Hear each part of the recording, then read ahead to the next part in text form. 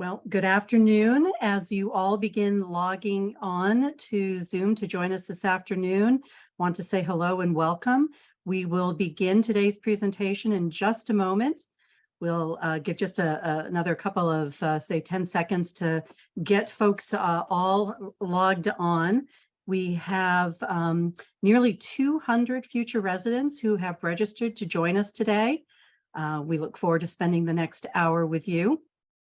And it is 1 o'clock right on the dot, so we will get started in just a moment here. And I want to thank you again and welcome you for joining us today. We are approaching about 2/3 of our registrants, so just bear with us a moment and then we will get started. Let's see. Very good. So, all right, I think we're going to go ahead and get started. I want to say welcome. If you are on this presentation today, you are a future resident of RiverWoods, Exeter, Manchester, or Durham, and we are excited to have you here today and to spend this next hour with our very special guest, CFO Kevin Goyette. This is a special event. We've not done this presentation before. But we thought that this was an opportune time to get together with all of you and to discuss the budgeting process and how the RiverWoods budget is put together each year. Before we get started, I just want to mention a couple of housekeeping points. This presentation today is being recorded. And we will be making it available to all of you who have registered, as well as those who registered but weren't able to join us today. You're on mute for the presentation, but we welcome your questions. Please submit them through the Q&A at the bottom of your screen, and we will answer all of the questions after Kevin has finished the presentation. We welcome your suggestions, and if you have an idea for a future topic for the future residents, and please share that with us as well. As I mentioned, today's presentation is the RiverWoods financial approach, how we approach budgeting, and our special guest is Kevin Goyette, Chief Financial Officer of RiverWoods Durham. Kevin has been with us a few years, since 2005 actually, and he has played a very significant role in the successful development of RiverWoods Durham, the affiliation and rebranding of RiverWoods Manchester. And prior to joining RiverWoods, he held financial leadership roles at both large and small organizations, a bachelor's degree in history, which makes him very interesting to talk to, as well as being an accountant, and an MBA in finance.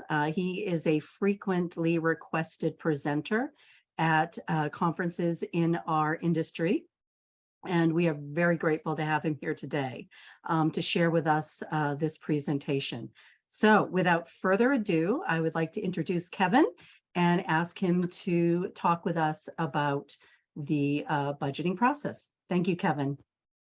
Thank you, Sherry. It's a pleasure to be here today. And, you know, I think the history degree aside, us accountants are pretty interesting to talk to anyway, but apparently that's in the eyes of the beholder. So fair enough. Welcome everyone. This is a great opportunity to spend a little time together. I love utilizing my knowledge of the financials to share with people who are both financially and not financially based, and really bridge the gap of talking through our organization in an easy to understand manner. I always lead off my presentations with our founders because no matter what we all have been through, especially over the last 3 years, it took Mariana and Rosemary over a decade to put the initial campus, RiverWoods Exeter, the Woods campus, from the dining room table to shovels in the ground and opening and finally in 1994. So they really were an inspiration for all of us. And I had the pleasure of knowing both of them for a significant period of time before they have since moved on. They were both residents of our Woods campus. So today's takeaways for you is really understanding our financial philosophy, how we budget, what we're faced with right now from both challenges, and where there are challenges, there are also opportunities. This timing of this webinar can't be any bit more opportune because our new fiscal year starts July 1st. So you are getting the freshest of the freshest information from us. And we will talk about our fee increases that will go into effect on July 1st. So our normal approach, I think about this as the 4 seasons to serving our mission. RiverWoods, each of the communities are not-for-profits. They have a charitable mission, and we really look at it from a revolving snowball that just continues to reinvent itself. So we start with a financial philosophy that informs us setting performance goals each year. Once those goals are set, then we develop the budget. As the budget is set, then we actually have to deliver upon the budget. And when our audited financials are wrapped up for a given year, we're back to revisiting the financial philosophy and starting the cycle all over again. So it never ends. Some of you may say, well, what is a financial philosophy? Well, really, it's just a map, a roadmap for how we run the business. And we started actually documenting it about a decade ago. So prior to that, it's not that we didn't have a philosophy. We did, we just didn't have it more memorialized. And it was really important over the years it used to be just written down. Now it's all electronic, but it's a living, breathing document. It's how we run the business. And what I want to emphasize for all of you is we don't just do it once and then put it on the shelf to collect dust. It has to continually be evaluated and revisited, and we're very deliberate about that. So for us here at RiverWoods, we bring the updated financial philosophy to the board at least annually for their approval. And that serves a couple purposes. We have rotating board seats. So every year there's some new trustees that are coming on board. This is their first introduction to how we run the business. So they get to see it firsthand and review our financial philosophy. But also for members who are on the board, but not necessarily on the finance committee, seeing this financial philosophy in front of them on an annual basis helps them get a good grasp of our approach to the business, even if they don't serve on that finance committee. You'll notice 2 slides ago, I said in a normal year, we use the seasonal approach, and this year was a little different. There's so much going on in the world, in our business, in our industry, that we felt it was prudent to take an extra look at the financial philosophy. So we updated it in the fall. In January and February, we went back and revisited to make sure that it was still appropriate. And our detailed review said, yes, it remains valid. That in itself was an affirmation to us. If you have a really good philosophy, even when business conditions change or the world changes, to have the financial pins of it being still valid is reaffirming to us. We also said that, yes, we're seeing inflationary environments right now, but it's not the time to make major changes. We're still coming out of the pandemic, and let's gather more information and understand that we may still adopt as we move forward. One last thing on our philosophy. The first year of the pandemic, as we were getting ready to set the next year's budget, there was a lot going on at that point too. And what we said to the finance committee was, our revenues were down, our expenses were up. We are not going to be able to recoup everything in 1 year.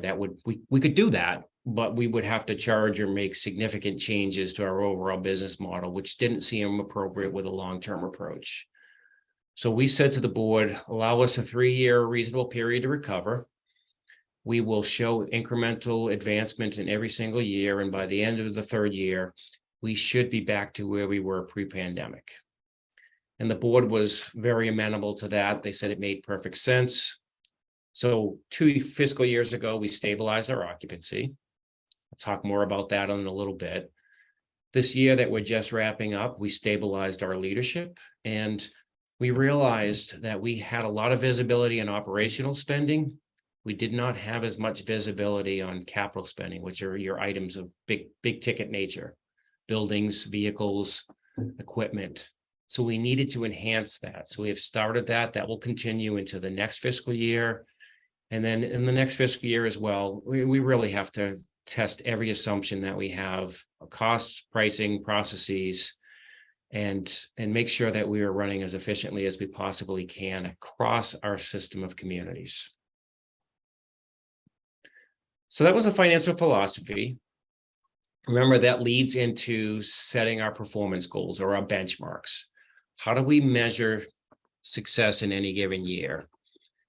RiverWoods Exeter happens to be an accredited organization.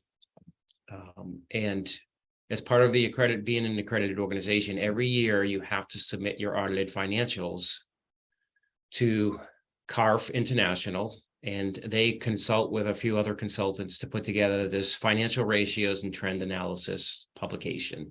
I won't bore you with the details, but essentially there are key measures from other accredited organizations that allow us to look at financial measures and set our benchmarks based upon other accredited communities. So for RiverWoods Exeter and RiverWoods Durham, we can look at the 42 total single site CCRCs with type A contracts. For RiverWoods Manchester, it's a type B contract. We have accredited communities of about 20 of them that are reporting into this database. And what our thought process is, organizations that choose to be accredited go through a pretty arduous process. So these are really solid benchmarks for us to set our goals for. And we do that looking at measures that are most key for each of the operating communities. Here you'll see that there are about 7 measures, with leading off with funded status. Funded status is actually an actuarial measure. More is important with long-term goal setting. But the next 6 or 7 ratios on there are more short-term in nature. And they are most prevalent to our business. Exeter and Durham, Manchester may not share every last one because they have different business needs, but we will have overlap between these financial measures. Again, this could be a whole separate topic on itself. What I would say here, though, is each of these measures they're related to the other one. So we would never say we want to have an X amount of days cash on hand and not pay any attention to the other ratios. You have to look at these in aggregate and understand that in any given year, you may hit 4 out of the 5 or 3 out of the 5, but you're trending in the right direction. And in aggregate, you're meeting all your measures. And the other takeaway from this slide as well is we want to make sure that we're making these measures. They ensure that we can meet all of our long-term commitments to our residents and to the estates when they do pass away. We want to make these with the lowest possible monthly service fees and entrance fees. Yet another test for us, we always are asking ourselves, are these the most appropriate measures? We bring this to the board finance committee every year to say, are we comfortable with the goals that we've established for the organization?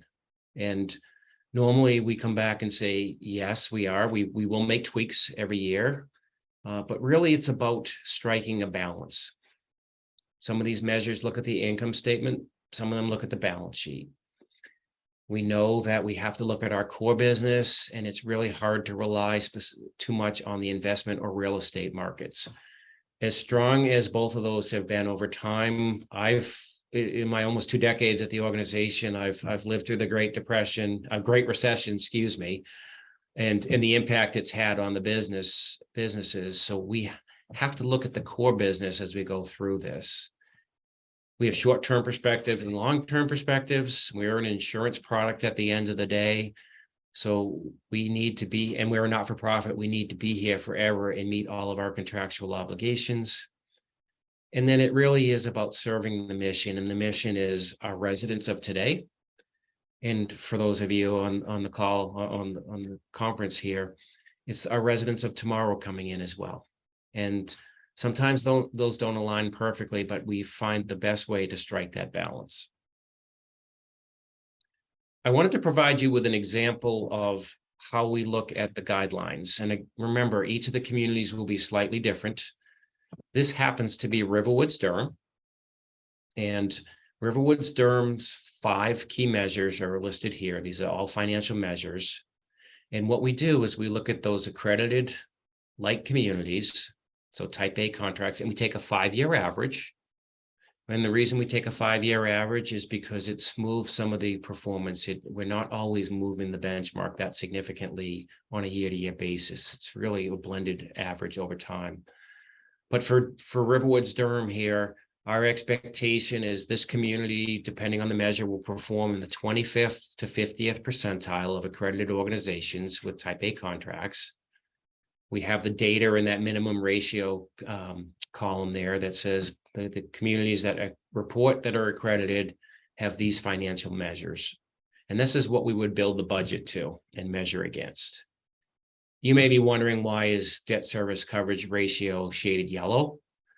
What I say to our finance committee every year is that these are the 5 measures key to the community.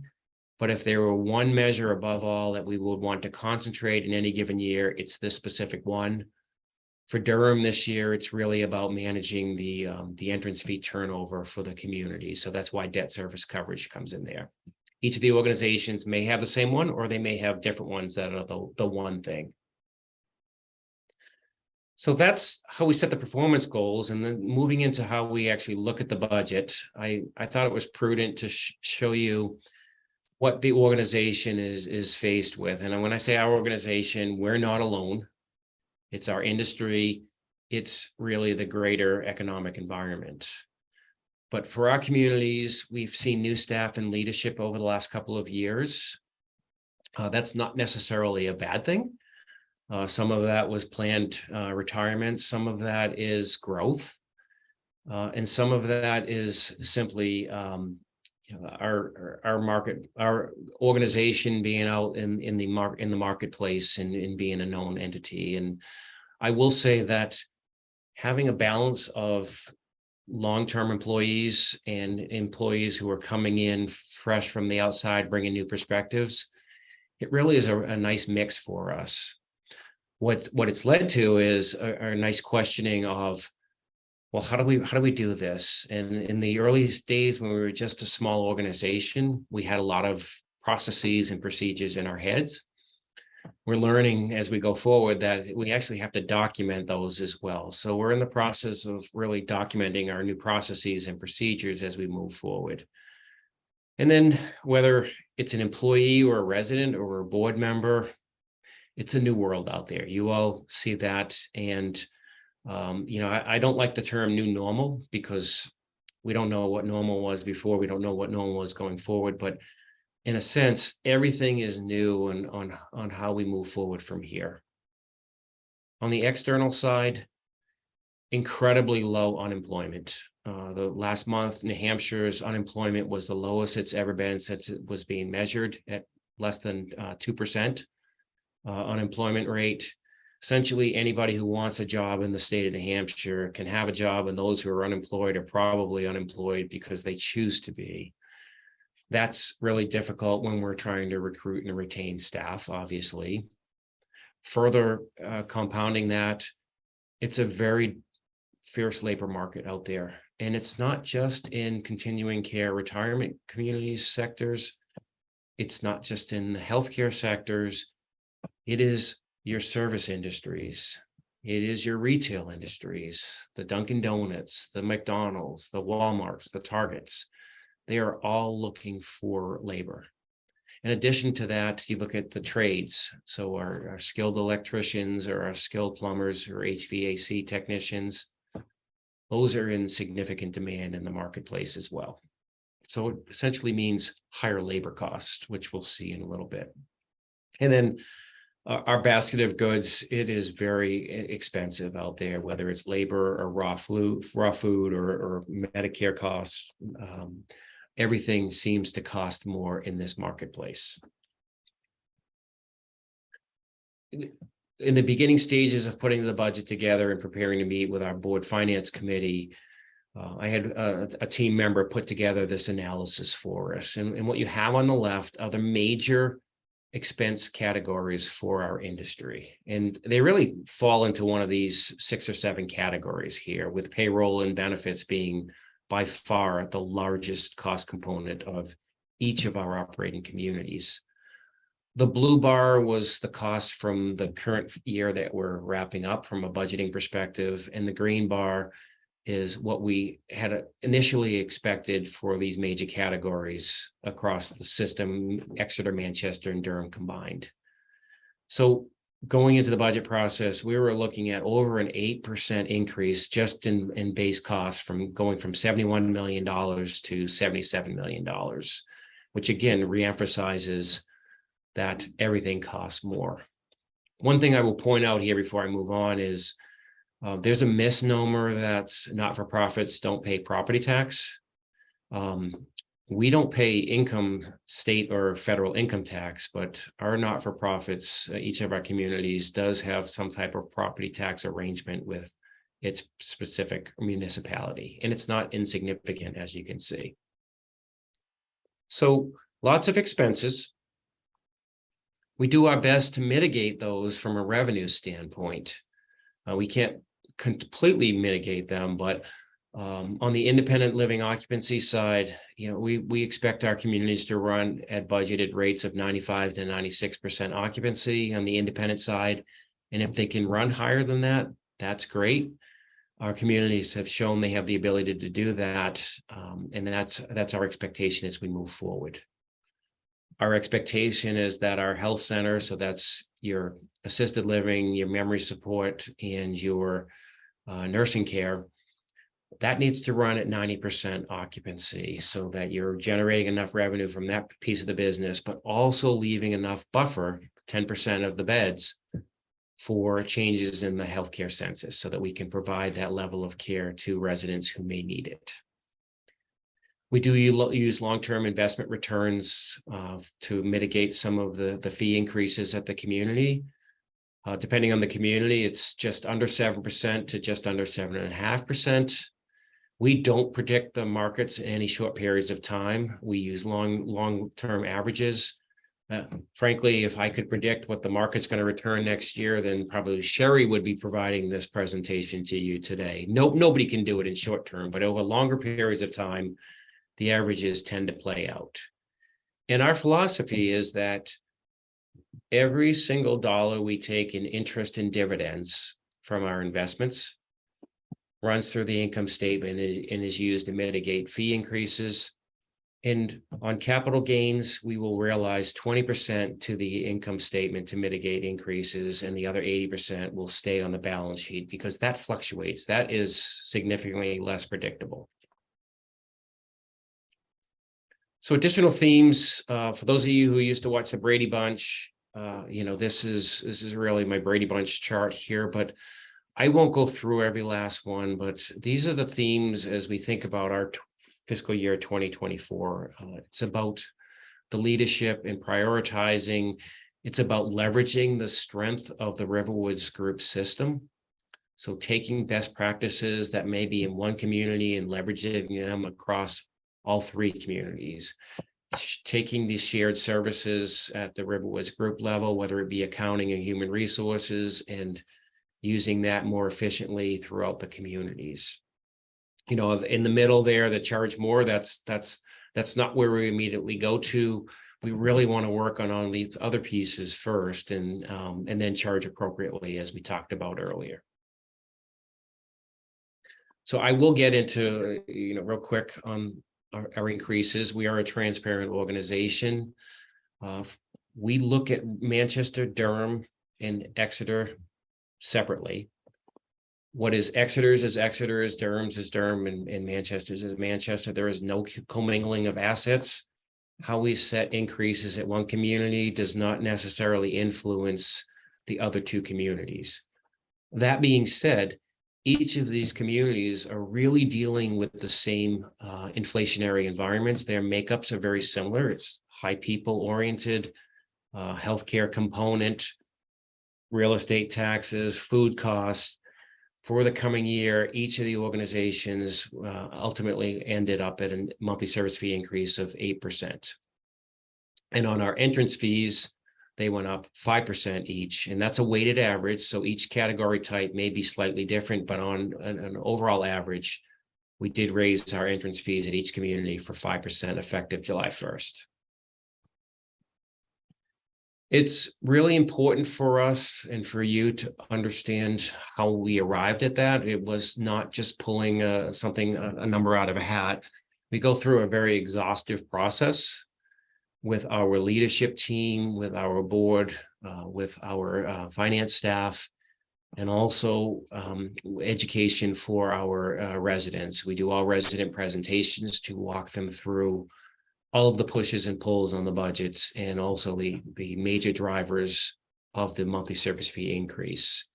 This happens to be from RiverWoods, Manchester, although it's fairly similar if you were to look at Durham and Exeter. But for Manchester, every change in total cash margin is about 100 for every 1% change in the monthly service fee increase percentage. It represents about $119,000 of cash margin. So if we had planned on a 1% change and we had to do a 2% change, the margin would increase by 119,000. Vice versa, if we went the other way, margin would be reduced by just under $120,000. What I would say to you, without going through every single line item here, is the largest driver to the fee increase at each of the communities is staff driven.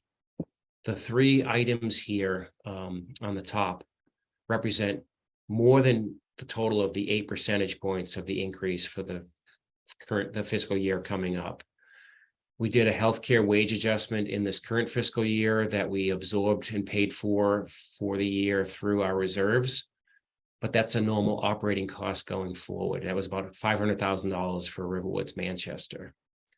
We're assuming a weighted average salary increase for the community on the payroll. That's 3.3 percentage points. And that IT fee is really all people related. That is fees delivered by the technology group at RiverWoods Group. The group actually allowed a discount last year to each of its operating communities to allow the communities to get back on their feet. So it's back up to a 3% this year. So those three pieces there are essentially the full component of the 8% increase, and it is purely labor driven. We look at this and test our assumptions all the time, and I would say that our philosophy is we don't take the easy way out. There are many communities that will just, for lack of a better term, pick a fee increase in any given year and just go with it and stick with that. And we want to charge the lowest fees possible. So this is a chart for RiverWoods Exeter showing about 12 or 13 years of fee increases. That's the blue bar. That's the RiverWoods Exeter increase. The green bar is Social Security cost of living adjustments, and those actually lag 6 months. So those of you who received a cost of living adjustment from Social Security for 2023, it was effective January 1st. It was 8.7%, I believe. So that's the green line there. And the red line is the industry average. So we get a lot of competitive data from across the country. And you can see, going to the left side of this chart, the industry has been very consistent from a median perspective of raising its monthly service fees 3% year over year, irregardless of what the Social Security increase was doing. You can see the blue line, RiverWoods Exeter, we actually were significantly below the medians. We were in the 25th percentile for the longest period of time. So we were charging less than the industry over that time period. And then the lines crossed when you get close to October of 2020 and July 2021. I will say that the industry also lags. So my expectation is that as we move forward, that red line will continue to go up, and we will start to see the blue line coming down. But what does this mean if in a dollars and cents for a RiverWoods Exeter resident? If you were a RiverWoods Exeter resident, there's a lots of numbers on here, by the way, so you can study this. I'm sure this presentation will be available to you after the talk. But if you were a RiverWoods Exeter resident in 2013, paying $4,000 a month, or you were out in another community and at the type A average paying $4,000 a month, in a 10-year period, moving all the way to the right, you would have paid cumulatively almost $18,000 more in monthly fees for the same amenities if you hadn't been at RiverWoods Exeter. And that is really because over the time period, even though we have a higher increase right now than the industry, over that time period, the industry raised its rates on average about 3.57% per year for 10 years. RiverWoods Exeter's average over that same time period was 3.09%. So about a half percentage point of pickup every single year by following the RiverWoods Exeter philosophy. So what I would say to all of you is, keep that in mind as you're talking with other organizations. I know you're on our wait list, but if you talk with other organizations, understand their philosophy as well, and really take a big picture perspective of this. Is that this is a tried and true approach that has worked for us over the years, and we feel very well. While no one likes an 8% increase for the coming year, we feel very good that our methodology works for over long periods of time. So before I open it up to questions, and I'm sure there will be a few, I wanted to let you all know, we've been through 3 years. The world has been through 3 years of really challenging times. All of our Exeter communities, as well as the parent company, the RiverWoods Group, are financially strong. We've weathered the storm. We've had strong balance sheets to allow us to do that. Our balance sheets continue to be very strong, and with the leadership that we are bringing in, blended with the existing leadership we have, we feel very well positioned to really deal with whatever this unsteady world is going to continue to send our way. We are a transparent organization. We are an active organization in being out there and doing what I call pre-worrying. What might be coming down the pipe, and how can we deal with that now?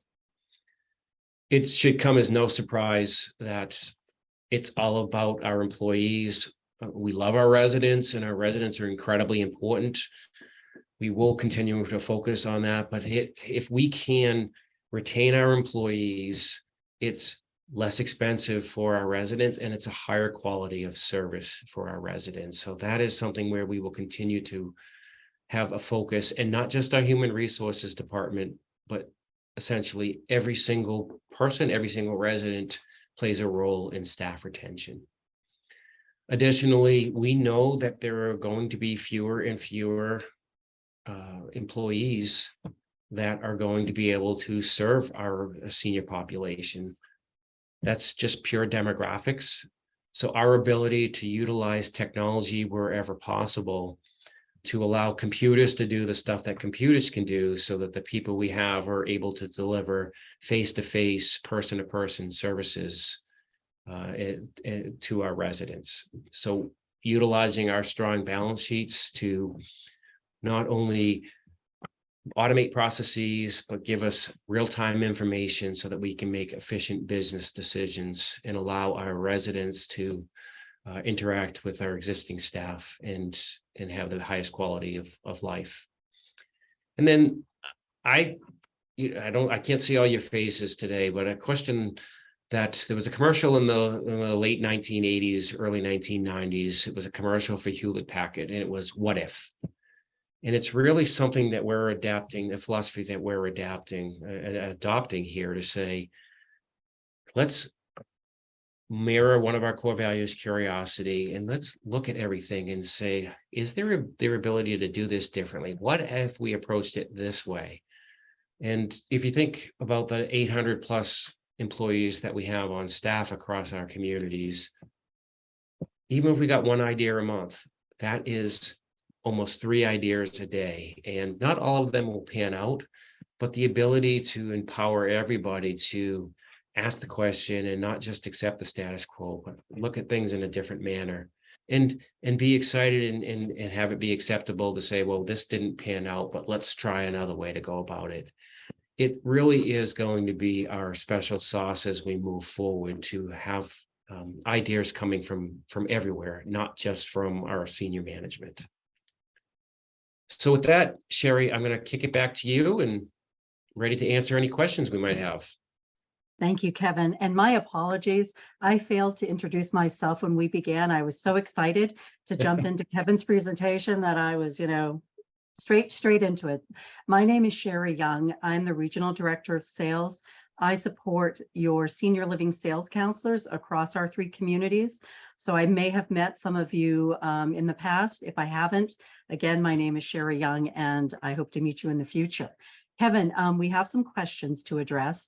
The first one I wanted to ask you to share the frequency that you meet with the community finance committees and how you present information like you've presented today, how you present that to current residents.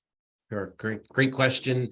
It's a little different at each of our communities, but I would say the thought process is from a financial perspective to have either myself as the CFO or our director of finance provide financial education sessions or financial updates on the reports on a quarterly basis. And the thought process there is our executive directors are operationally and financially responsible for each of their communities. So they are also attending those regular meetings and are speaking to the results as well. So it's really a 2-pronged approach to that. There may be additional sessions that we hold, educational sessions on actuarial reports or benchmarking. But on a regular basis with the specific resident finance committees, typically it would be about 4 to 6 times a year. And then we do put out monthly financials that are available to all of our residents. And those are available on the resident portal, as well as at hard copies at the front desks as well. Great. Thank you for that. And I want to share, everyone participating today in this event should have already received, these letters went out last week with the new year's rates. And we did include mention of today's presentation in that letter, but prior to that, we had communicated today's presentation through the connector, which is the newsletter that goes out to future residents. I know of at least one case, and we have a question right now where someone very possibly did not receive that electronic invitation. So we'll talk a little bit more about that now. I want to make sure that we have your current email address and that you are receiving all of our communication. So to that question of how was it communicated, it was communicated primarily through email and then through that letter that went out last week with our new pricing. The other thing I want to add, Kevin shared this on his slide. We did at all communities decrease the marketing budget for this new fiscal year starting July 1st. We will be really focused on decreasing our printing costs as a way to be more, not just sustainable in terms of environmental concerns, but also as a way to, that marketing can help keep our monthly service fee costs as low as possible. So again, it's very important that we have a way to reach our future residents and have their most current email address. The next question, Kevin, this is one I know that you get asked a lot. What are you most concerned about? What keeps you up at night? Yeah, that's another good question, and I will say this: my kids are out of the house now. I'm an empty nester with my wife and I, so that's one less thing that keeps me up at night. But yeah, it's our ability to train and develop the from for me, it's our ability to train and develop the next level of leaders for our organization. It is not necessarily pure succession planning, but I'm a firm believer in having people understand finances and enough to be able to run their business. And my philosophy is numbers shouldn't scare you. If you can run a household, you can run a part of the business here in Exeter, Durham, or Manchester. So, setting aside people's fears of that and having them feel empowered, and then also being able to educate on the tools that we're putting in place so that the individuals are actually utilizing this. And that's going to take time. It's something where we in the last couple of years we've had to make some pretty quick decisions with the pandemic, but being able to have our leaders settled in and really feel empowered to be able to come up with new ideas, because frankly, they probably know better about the ideas than a CFO or a CEO or an executive director do on a day-to-day basis. I think that's going to be an area of focus for us, and then a surprising area for increased resident satisfaction and increased operational efficiency. Mhm. Yeah, thank you. I'm going to put these two questions together because they're both related to the planned consolidated healthcare center at RiverWoods Exeter. The question regarding that health center, which is in the process of being developed, have the financial pressures you are feeling now affected your plans for this consolidation of healthcare? We certainly factor in the pressures. A project of this magnitude will typically take about 5 years from initial development to actual stabilization. So we have a ways to go. What it has done is it has we've adjusted our interest rates assumptions on the project because interest rates have gone up significantly, and what that says to us is, we have to be really careful with the other cost of the project. But no, it is something where having the alternative to not doing it is probably more expensive than doing it, because right now we have 3 individual health centers that are fairly small. It is not only incredibly expensive to staff, but it's very difficult to staff given out the shortage of healthcare workers in the marketplace. So our ability to deliver healthcare on a centralized basis will be a competitive advantage for us, and is really going to significantly reduce the cost structure that we have in place now, even after higher interest rates. Yeah, I would say that was probably one of our primary drivers in looking at a consolidated center. So that need continues and just continues to expand. And it's going to be absolutely beautiful. Oh, it's spectacular. It's going to be amazing. And just as a note on that, residents and staff have been able to see some preliminary design plans, some charrettes for the new health center. We look forward to having something similar available to RiverWoods Exeter future residents, where they'll be able to see how that center is coming together. So that will likely be something this fall, but stay tuned for that. Kevin, you addressed that each community has its own income bucket, as you called it. Could you also clarify for everyone how expenses are handled independent of each other, and if there are any expenses that are shared across the communities? Thank you. Sure.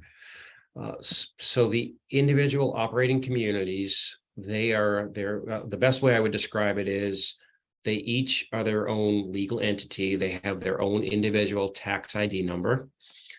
They have their own assets and liabilities. They have their own lending documents and covenant requirements.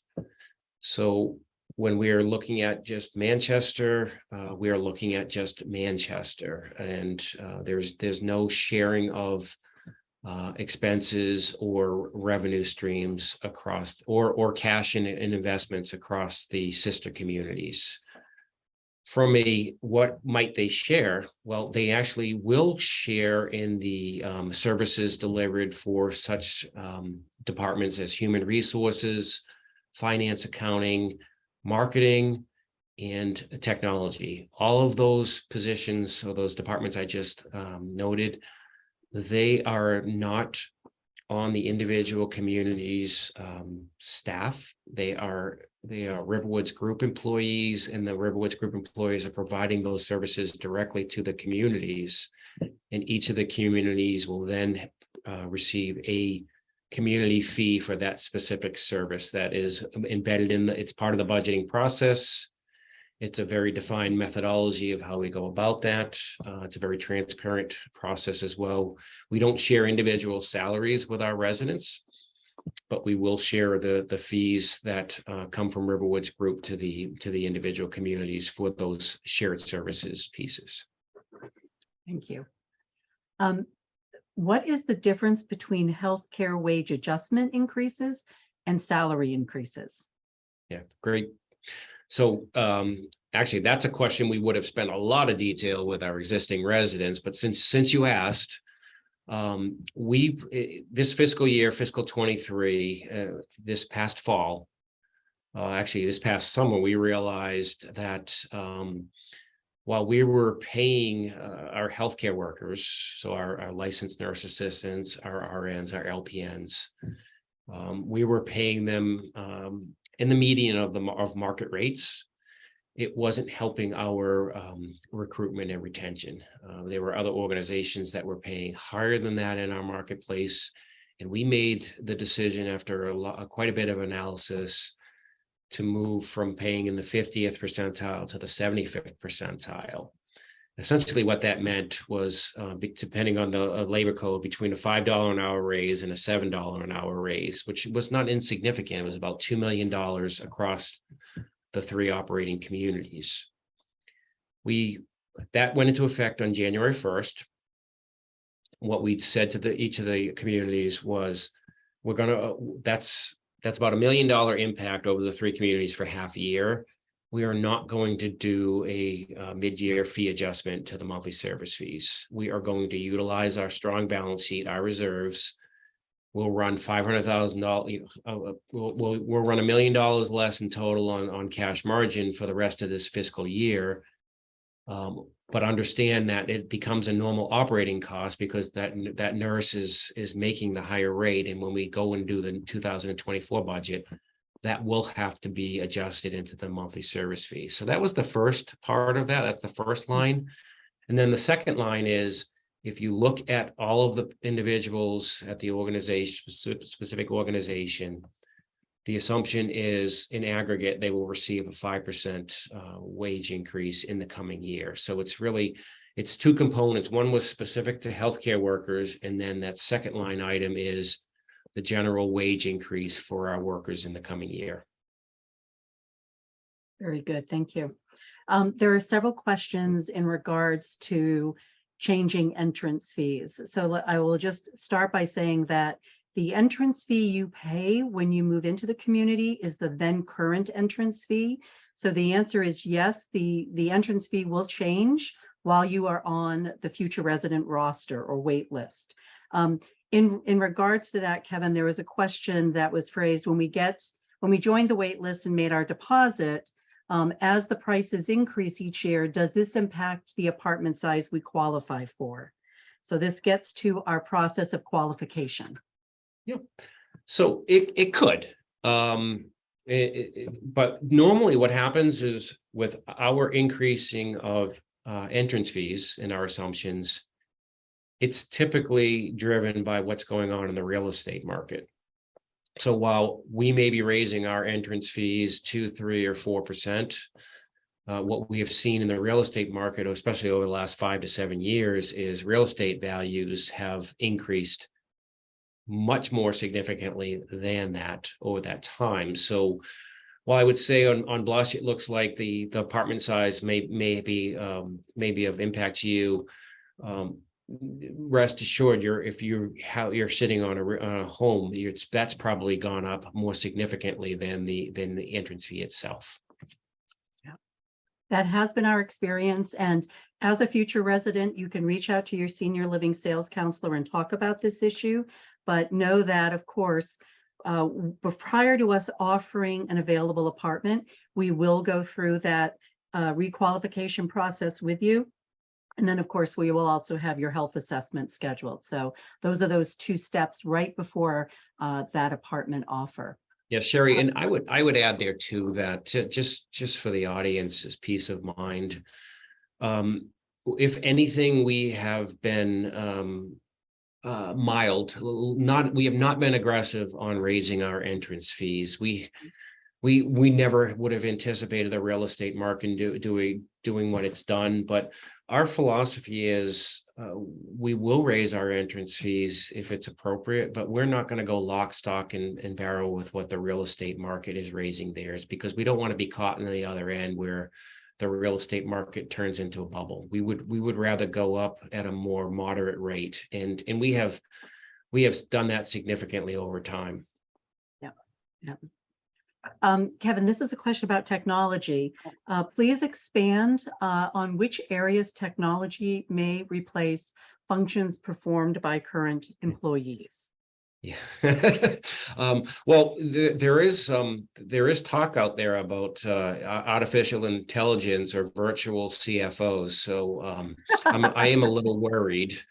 But that maybe Sherry, you're doing somersaults over there, but absolutely not. But yeah, but seriously, some of the areas where we have automated in our finance department. So from the time an invoice is received through the time a check is cut, it's all an electronic process.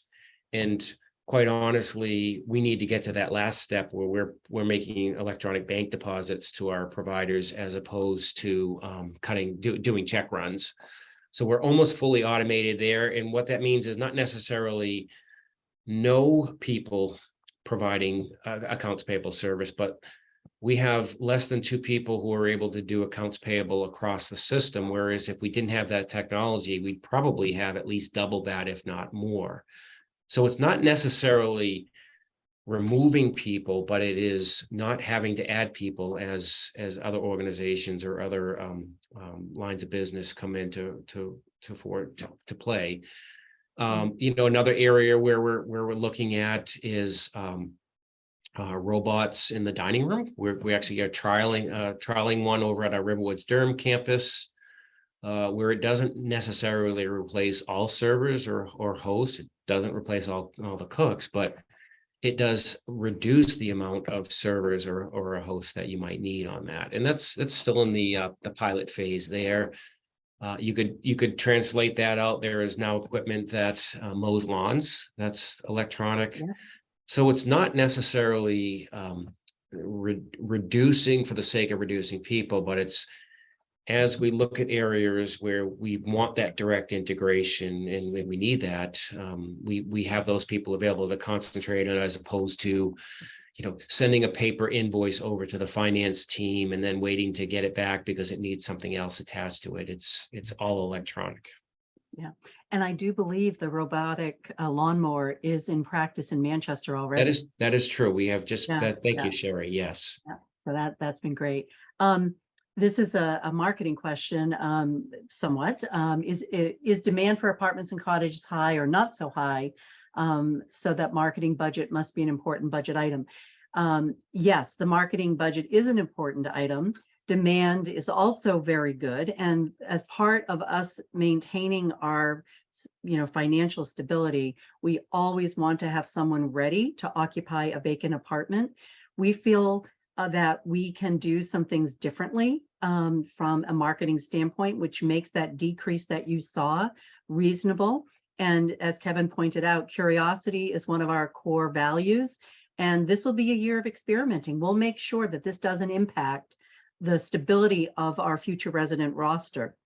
Right now, Manchester is a 96% occupancy, Exeter's at 97%, Durham's at 99%, and those few available apartments or cottages are in the process of being refurbed and reoccupied. So it's we're in a very strong, we have very strong demand, but be sure that we will stay acutely focused on that as we, make these changes this coming year. Yeah, Sherry, I might add to that as well. To put people's fears aside, those were, as you said, those were really better efficiency and less paper, more technology again. But those adjustments were all non-salary. We did not touch any of the marketing salaries or personnel. We want those. It's another perfect example of the question before. We want those individuals to be asking those questions and to be practicing curiosity to find other areas for us to be even more efficient. Absolutely. CARF question, Kevin. Is the CARF database open to the public? Can we look at what other CARFs or what other CCRCs are on and see their data? I don't believe it is fully open. I do know that publication I showed you earlier, they charge the public to share that information. But I do know they have a lot of information on their website. So there may be certain white papers and or other information that you might be able to glean. But I do not believe they will disclose community by community basis on a community by community basis. Speaking about future employee needs, does RiverWoods have a feeder system with local colleges and or universities with students who may be interested in working in this industry when they are still in school internship and when they graduate full-time employment? We are working through that. We're very fortunate at RiverWoods Durham that it's just outside of the UNH campus. RiverWoods Manchester has Southern New Hampshire University, one exit down from the highway, and Exeter kind of sits in the middle of that. But we are looking at that. Over the last couple of years. We have significantly beefed up our human resources department to be able to work on those partnerships and those feeder systems. So more to follow, but yes, that is on our radar. And Durham has benefited greatly by the significant number of interns that have come through the community. So it's been very, very beneficial. Do you have any contracts for electricity, energy to protect against those increases? And what do you project increases for 2024-25? Yes, thank you. That this is one of the benefits of yet another benefit of being part of a system. So a few years ago, when rates were still low for each of the 3 operating communities, we locked up the supply side of the both natural gas and electricity needs for each of the communities. And being the size that we are, we have the ability to actually go out and bid in the wholesale market. So the communities have significantly favorable rates for both of those utilities through almost the end of 2026. Great. Now we aren't able to lock up the delivery costs, but that isn't the largest component of our electricity, and that isn't subject to as many spikes as the actual raw kilowatt hours or therms. So yes, we've the community, and actually at that chart earlier when I showed you the big drivers, if you look at utilities, they are essentially flat year over year, and that's the main reason is we have long-term contracts hooked up for them. Wonderful. I think this will be the last question, Kevin, as we wrap up our hour here together. The board makeup, can you share how it is comprised of outside community members and residents?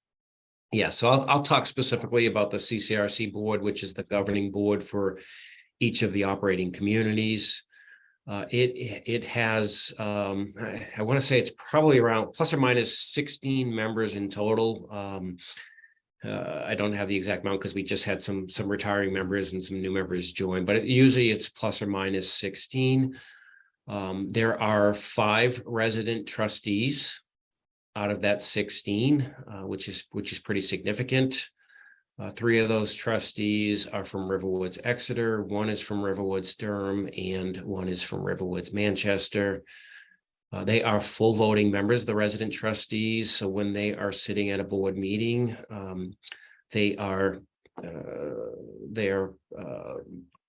responsible for confidentiality, and they are responsible for making and voting based upon the organization and not their individual interests. So they have their perspective, but they have their trustee hat on, not their resident hat, but they bring in a unique perspective to us.